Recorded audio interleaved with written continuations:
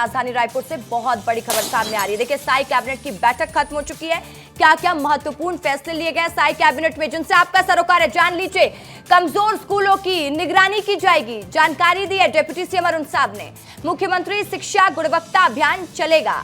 Hi tech खेती को बढ़ावा दिया जाएगा। किसानों को नई टेक्नोलॉजी के साथ खेती सिखाई जाएगी। कलाकारों की प्रोत्साहन राशि बढ़ाने को मंजूरी दी गई है। शिक्षा के गुणवत्ता में सुधार के लिए निर्णय लिया गया है। कमजोर स्कूलों का मॉनिटरिंग बहुत जरूरी हो जाता है और देखिए, सरकार का फोकस है कि कैसे शिक्षा व्यवस्था की गुणवत्ता में सुधार किया जाए, शिक्षा बेहतर बच्चों को उपलब्ध कराई जाए। इसलिए कमजोर स्कूलों का मॉनिटरिंग करेगी सरकार।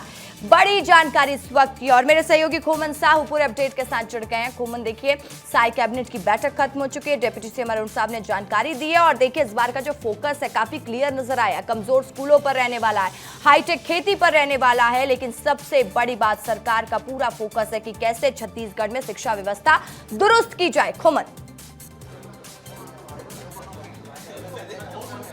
देखिए, निश्चित तौर पर रसिका, जिस तरीके से शिक्षा की गुणवत्ता को सुधारने के लिए साई कैबिनेट ने आज बड़ा निर्णय लिया है, अभियान चलाकर पूरे प्रदेश भर के स्कूलों में कैसे गुणवत्ता है, क्योंकि 3000 से ऐसे ज़्यादा स्कूल है जहां एक भी शिक्षक नहीं है। इसके अलावा 5000 ऐसे स्कूल है जहां एकल शिक्षक है, एक ही शिक्षक पूरे स्कूल का संचालन कर रहा है। तो ऐसे में जहां जहां जिस स्कूलों में ज़्यादा शिक्षक रहेंगे, वहां के शिक्षक जो है उन स्कूलों में जाएंगे जहां शिक्षक नहीं है। इसके अलावा जो कमज़ोर स्कूल है, वहां के स्टूडेंट को जहां बेहतर पढ़ाई किया जा रहा है, वहां का भ्रमण कराया जाएगा। इससे कहीं ना कहीं स्कूल व्यवस्था, जो शिक्षा की व्यवस्था है, जो गुणवत्ता है, उसमें सुधार होगा। क्योंकि पिछले दिनों आपको याद होगा, विधानसभा में शिक्षा की गुणवत्ता को लेकर, शिक्षकों की कमी को लेकर लगातार हंगामा देखने को मिला था। आज की जो निर्णय है साई कैबिनेट की, निश्चित तौर पर आने वाले दिनों में इसका फायदा आपको दिखाई देने वाला है। दूसरी ओर जो कला के क्षेत्र में साहित्यकार है, जो बेहतर काम कर रहे हैं, उनकी जो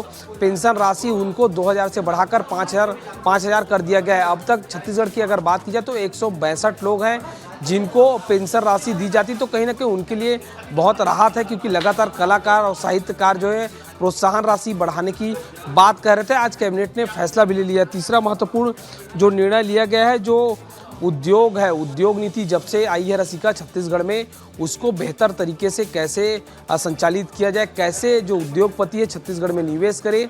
यही कारण है कि नए नए प्रावधान लिया जा रहा है। आज की अगर बात की जाए तो औद्योगिक जो भी उद्योगपति है, वो छत्तीसगढ़ में अगर उद्योग लगाता है तो जो शुल्क लगता है वो अब नहीं लगेगा, क्योंकि आज साई की कैबिनेट ने जो है उनको संशोधन कर दिया है। अगर लगातार जिस तरीके से निवेश छत्तीसगढ़ में हो रहा है, लगातार मुख्यमंत्री उद्योगपतियों से बातचीत कर रहे हैं। अब जब नई उद्योग नीति आई है और शुल्क हटा दिया गया है, तो इससे जो उद्योगपति है वो छत्तीसगढ़ में जो है निवेश करेंगे। इससे छत्तीसगढ़ के युवाओं को रोजगार भी मिलेगा। इसके अलावा जो कपड़ा उद्योग है, उसको दुगना प्रोत्साहन राशि देने की बात भी छत्तीसगढ़ की सरकार ने फैसला लिया है। इसके अलावा दिव्यांगजनों को विशेष लाभ जो है उद्योग नीति के तहत जो है वो दिया जाएगा। इसके अलावा बात की जाए तो अलग अलग तरीके से युवाओं को प्रशिक्षण देने की बात भी आज की कैबिनेट में ये फैसला लिया गया कि जो भी उद्योग नीति लेकर उद्योग लगाएगा छत्तीसगढ़ में, वो छत्तीसगढ़ के युवाओं को प्रशिक्षण देने का काम करेगा। प्रशिक्षण देने के बाद उनको कैसे बेहतर तरीके से रोजगार मिले, उस ओर काम किया जाएगा। तो कुल मिलाकर शिक्षा, रोजगार और प्रोत्साहन राशि जो है उस पर आज बड़ा निर्णय लिया गया है और इससे लाखों लोगों को फायदा होने वाला है। जी बिल्कुल, और लोगों को फायदा होगा इससे, और सरकार ने एक महत्वपूर्ण फैसला ले लिया। बहुत शुक्रिया खोमन तमाम जानकारी के लिए।